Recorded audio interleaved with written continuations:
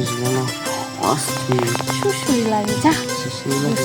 যাও সান্দ্রা এই যে আমার না খুব খারাপ লাগতেছে।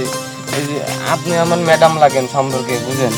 আমি কথাই না তুই কি বেতন বাড়াইতে চাস হ্যাঁ কত আমার বেতন না একবারে কম দেয়, 5,000 টাকা মাসে দেয়। আচ্ছা যা মাসে তো 15,000 15,000 টাকা দিবেন? হ্যাঁ কিন্তু শর্ত আছে শর্ত?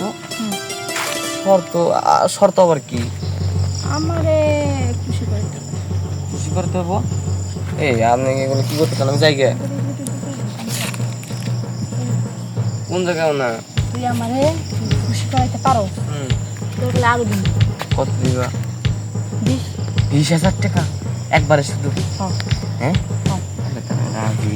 রাজি হুম আমিও চাইছিলাম ঠিক আছে তোর স্বাস্থ্য বুড়ো হয়ে গেছে আর কত সুন্দর ঘুমিয়ে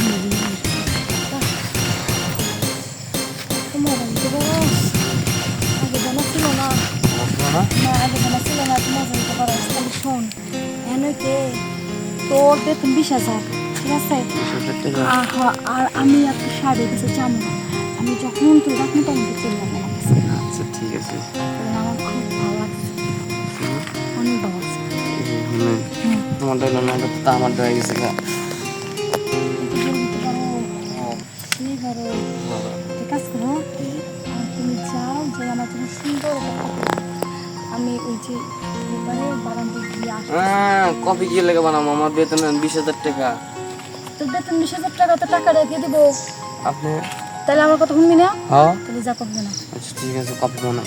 তাতে যা আপনি একটু দুধ দিয়ে দেন, তাহলে কফি বানাবো না। নে দেন দিছি তো আবার আর একটু দুধ দিয়ে দেন। আর